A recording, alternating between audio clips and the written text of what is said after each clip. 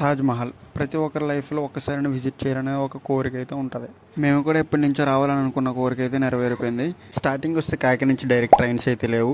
So అందువలన first Vijayawada అయితే వెళ్ళి విజయవాడ నుంచి డైరెక్ట్ ఆగ్రాకి అయితే ఎక్కాం.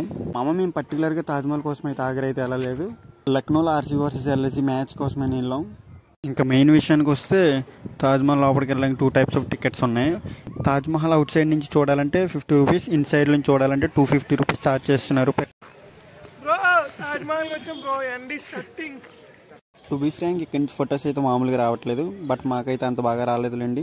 ఇదే తాజ్మహల్ ఎంట్రీ గేట్ అనమాట. ఇక్కడ నుంచి చూస్తుంటే వ్యూ పాయింట్ అయితే మామూలుగా లేదు. అండ్ ఇది డిజైన్ చేసింది ఎవరో కానీ హ్యాట్స్ ఆఫ్ అని చెప్పాలి.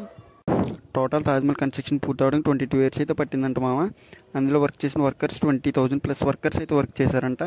మ్యాటర్ ఏంటంటే రోడ్ సైడ్ ఉన్న సమాధులు అండ్ గ్రేవ్ యార్డ్లో ఉన్న సమాధులు చూస్తుంటేనే భయపడతాం. అలాంటిది 250 రూపీస్ అటు పెట్టి తాజ్మహల్ చూడడానికి వెళ్ళాం బ్రో.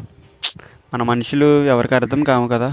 లోపల కెమెరాస్ అయితే ఎలా ఉండవు, వెళ్ళగానే కెమెరాస్ అయితే ఆఫ్ చేయమన్నారు. బ్యాక్ సైడ్ వ్యూ అయితే చాలా అంటే చాలా బాగుంది. నేను తాజ్మహల్ విజిట్ చేయకముందు లోపల ఇంకా చాలానే ఉంటాయి అనుకున్నాను. సమాధులు అంటే లోపల ఇంకా చాలా భయంకరంగా చూడడానికి భయం వేసి ఇలా ఉంటుంది అనుకున్నాను. అంటే యూట్యూబ్లో అలా చెప్తారు కదా, యూట్యూబ్ ఫ్యాక్ట్స్ అంటారు కదా, అలానే ఉంటాయి అనుకున్నాను. బట్ లోన షాజహాన్ ముంతాజ్ సమాధులు తప్ప ఇంకేమీ లేవు. తాజ్మహల్ చూసినంతసేపు ఒకటే ఆలోచన, షాజహాన్ ఎంత గొప్ప లవ్ అని. ఎంతైనా అప్పుడు జనరేషన్ లవ్వే వేరు ఇప్పుడు జనరేషన్తో పోల్చుకుంటే. ఏదైనా తాజ్మహల్ ఫ్రంట్ సైడ్ వ్యూ కన్నా బ్యాక్ సైడ్ వ్యూ పాయింట్ ఎక్కువ బాగుంది.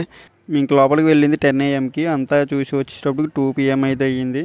బయటికి రాగానే బిర్యానీ అయితే వేసేసాం. తాజ్మహల్ నుంచి మా రూమ్కి వెళ్ళడానికి 4 PM అయితే అయ్యింది.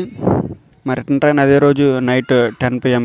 అప్పటి వరకు రూమ్లో రెస్ట్ తీసుకుని కరెక్ట్గా 8:30 కల్లా రైల్వే స్టేషన్కి అయితే స్టార్ట్ అయ్యాం. యూపీలో ఉన్నాను, సో మంచి ప్రశాంతంగా ఉండేది కాదు, ఎందుకంటే ఇండియాకి పాకిస్తాన్కి వార్ జరుగుతున్న వల్ల. ఫైనల్లీ యూపీ నుంచి ఏపీకి రావడానికి 24 hours జర్నీ చేసి నైట్ 12 కల్లా కాకినాడ అయితే రీచ్ అయిపోయాం. అక్కడి నుంచి 4 AM అయితే అయింది ఇంటికి వెళ్ళేసరికి. Thank you for watching. For more videos subscribe to our channel.